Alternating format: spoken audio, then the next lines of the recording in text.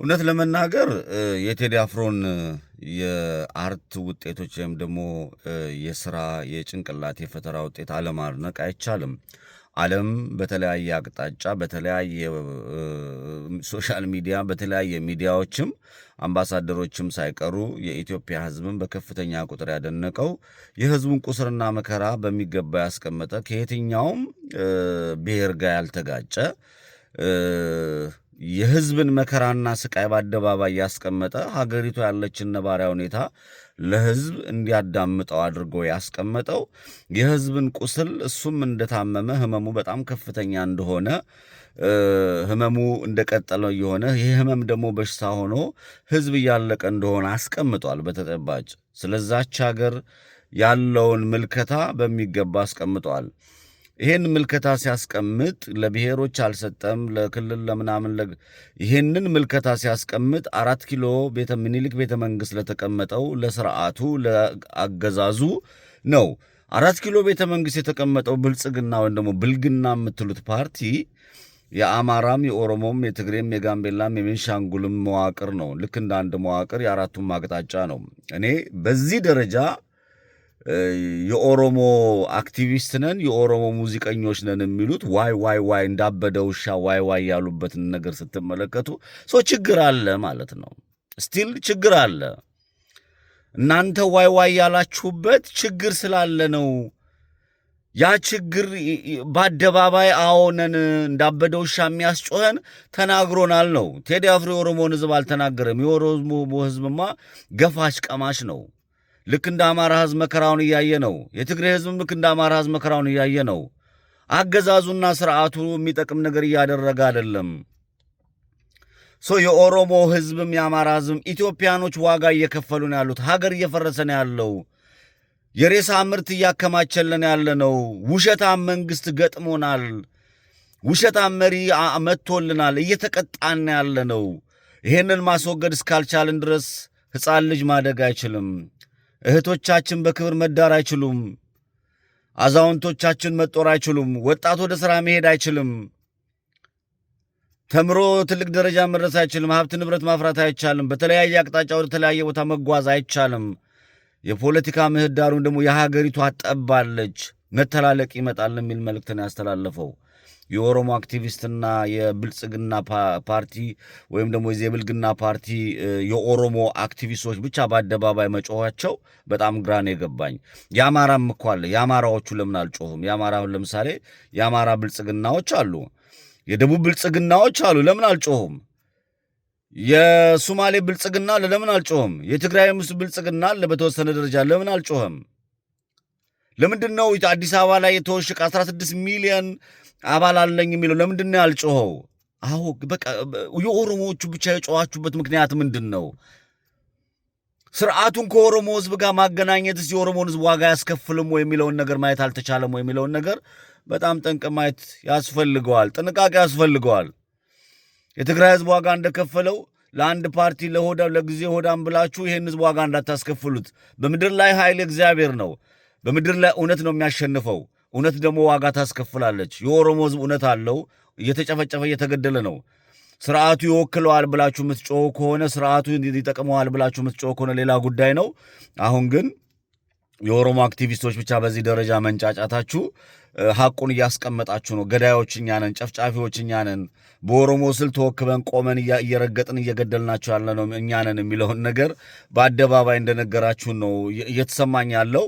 ይሄ ሌላዎቹ ፓርቲዎች ለምሳሌ የአማራ ብልጽግና ብአዴን የምትሉት የኦፒዲዮ የምትሉት የኦህዲድ የምትሉት ምናምን የምትሉት የሶማሌ ምናምን ብልጽግና ዝምታቸውን ስትመለከት እነሱም በቴዲ አፍሮ ዘፈን ተስማምተዋል። የኦሮሞ ብልጽግና እንደ ውሻ የሚያስጨዋቸው የኦሮሞ አክቲቪስትንን አርቲስቶች ነን የምትሉ ግን በጣም በጣም አስቸጋሪ ነገር ነውና በግልጽ የተቀመጠ ነው። ከዛ ውጪ የቴዲ አፍሮ ማናጀርና የቅርብ ጓደኛው እንደታሰሩ የፌዴራል ፖሊስ እንደወሰዳቸው ለምርመራ ያሰረ እንደሆነ ሰምተናል። እያየን ነው፣ እየተመለከትን ነው። ብልጽግና በራሱ ላይ እባብ አይደለም ዘንዶ እየጠመጠመ እንደሆነ እንዲያውቀው የኢትዮጵያ ሕዝብ በደቂቃና በ3 ቀን በ4 ቀን በ5 ቀን ውስጥ የቴዲ አፍሮ ስራዎችን አዳምጦ ችግሩን እንዳለ ቁልጭ አድርጎ እጁ ላይ ገብቶለታል። የፓርቲዎች ወይም ደግሞ ተቋማት ወይ አክቲቪስት የምትል አንድ ሊሆን ያልቻለውን ነገር በቴዲ አፍሮ በጥበብ ወደ አንድነት የህዝቡ መከራ አስቀምጧል። በጥበብ ማንንም ሳይዘልፍ ገዳዮች መሆናችሁን ለእውነት መቆም እንዳለብን መክሮናል። ይሄንን አርቲስት ዙሪያ ጥምጥም ዶሮን ሲያታልሏት በመጫኛ ጧላት ነው ዙሪያ ያሉትን የምታስሩበት። ቀጥሎ ደግሞ ልታደረጉት የምታስቡትን ነገር ያው የህወሓት የምትለው የኢህአዲግ የምትለው አካሄድ እየሄዳችሁ እንዳለ ይሰማኛል። ህዝብ ልጁን የሚጠብቅ ህዝብ ሀገሩን የሚጠብቅ የሚመጣው አደጋ ከባድ ነው። አንዴ ከተናደ፣ አንዴ አቅጣጫ ከሳተ፣ አንዴ ሰላም ካጣን የሚከፈለው ዋጋ የበዛ ይሆናል። እጅግ በጣም ኃይለኛ የሆነ የተደራጀ እጅግ በጣም በህዝብ ላይ የሚቀልድ እጅግ በጣም ጥንክር ያለ ዋጋ የሚያስከፍሉ ነገሮች ከፊት እንዳሉ ይሰማኛል። በቴዲ አፍሮ ዙሪያና በህዝብ ጥያቄዎች ዙሪያ እናላግጣለን የሚል ኃይል ካለ ግን እግዚአብሔር ምስክሬ ነው፣ የሚከፈለው ዋጋ የበዛ እንዳይሆን ስጋት አለኝ። የኦሮሞ ህዝብ ከምንም ጊዜውም በላይ ነቅቶ ማየት ያለበት ነው። የኦሮሞ ህዝብ አንድ አይደለም። በተለያየ አቅጣጫ የተለያየ አመለካከት፣ የተለያየ እምነት፣ የተለያየ አለባበስ፣ የተለያየ አነጋገር ያለው ህዝብ ነው። በተመሳሳይ ሁሉም እንደዛ ነው። ይሄን ህዝብ ቀጣይ ዋጋ እንዳይከፍል ስጋት ስላለኝ ነው። የምትሄዱበትን እርምጃ የነሽመልስ አብዲሳ ገዳይነትን በቀላሉ ማየት ይቻላል።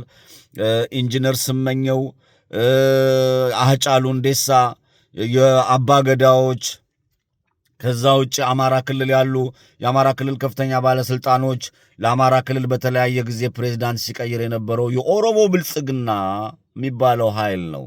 በኦሮሞ ህዝብ ተወሽቆ ማለት ነው።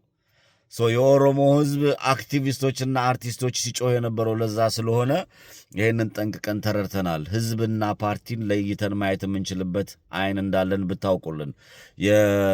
ይሄ ህወሓት ቲዲኤፍ ምናምን የምትሉት ቅምጥ ከአማራ ክልል ላይ ከነሱ ጋር እንሰራለን የሚለው ደግሞ ይሄ አጋሰስ ነኝ መጋዣ ነኝ ስጫን ነበር የሚለው ኃይል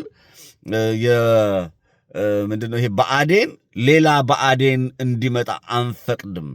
የአማራ ህዝብ ጥያቄ እውነተኛ ተአማኝነት ያለው ሌሎቹን የማይነካ መብቱን የሚያስከብርበት የራሱ የሆነ ጥያቄ ይዞ ነው የመጣው።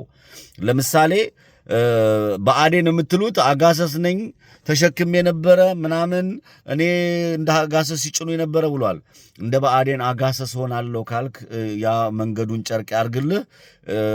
ከትግራይ ህዝብ ሳይሆን ከትግራይ ህዝብን ዋጋ ካስከፈለው ቲዲኤፍ ህወሓት ከሚባለው ኃይል ጋር እሰራለሁ የሚል ወሮ በላ አማራ ክልል ካለ ከጠላትም በላይ ጠላት ነው። በጣም በየአቅጣጫዎች የፖለቲካ ትኩሳቶቹ እየጨመሩ ነው። በጣም ዋጋ የሚያስከፍሉ ብዙ ነገሮች እየተመለከትኩ ነው። እያንዳንዱን ነገር በጥንቃቄ ማየት ተገቢ ነው ብዬ አስባለሁ። የመረጋጋትና የዛችን ሀገር ዕጣ ፈንታ የምንወስነው እኛ ወጣቶች ነን። ስርዓተ መንግስት ፈርሷል። ስርዓተ መንግስት የሚባል የለም። የውንብድና ጥርቅም ነው። ውንብድና ደግሞ ዋጋ እንደሚያስከፍላቸው በአደባባይ ማስቀመጥ ተገቢ ነው ብዬ አስባለሁ። የቴዲ ጉዳይን ያነሳሁት የቴዲ ጉዳይ ማናጀሮቹን ምክትል ማናጀር በዙሪያው ያሉ ጓደኛውንም እየጨመደዱ ማሰር ሌላ ይሄ ትንኮሳ ነው። ምንም አይነት ነገር ምንም ቢሆን ከምን አንጻር ምን አይነት ጉዳትና ምን አይነት እንቅስቃሴዎች እንደሚደረጉ የፖለቲካ ንቃተ ህሊናችን ልክ እንደ አብይ አህመድ ካድሬዎች የደነዘዝን አይደለንም። ልክ እንደ ህወሓት ተጋላቢ የፋኖ መሪነን እንደሚሉት ወጠምሻ መጋዣዎች የደነዘዝን አይደለንም። ስለ ሀገራችን፣ ስለ ህዝባችን ስለሚፈጠረው ስለሚሆነው ነገር በሙሉ እያንዳንዱን ነገር ጠንቅቀን እናውቃለን። ሶሻል ሚዲያ ላይ አጀንዳ የሚያመጡ ከሶሻል ሚዲያ ውጭ ምድር ላይ ላለው እንቅስቃሴ ኃላፊነት የሚወስዱ መብራት ይበራል። ኢትዮጵያ ታብባለች። ኢትዮጵያ ገና ትመጣለች ወደፊት። ያኔ እያንዳንዱ በረድፍ ወይም ደግሞ በቦታው ማግኘትና መቀበል ያለበትን ይቀር፣ መወደስ ያለበት ይወደሳል፣ መከሰስ ያለበት ይከሰሳል፣ ዋጋ መክፈል ያለበት ዋጋ ይከፍላል። በንጹሃን በኢትዮጵያውያን በኦሮሞ በአማራ በትግሬ አይደለም፣ በኢትዮጵያውያን ላይ የቀለደና ያፌዘ በየትኛውም አቅጣጫ ያለ ግን ድንቅ ልጆች አሉ፣ ነጥለው መምታት የሚችሉ ከየአቅጣጫው ከየትም ዓለም ዋጋ ትከፍላላችሁ የሚል አቋም አለኝ። ቴንክ ሶ ማች። ኢትዮጵያ ለዘላለም ትኑር።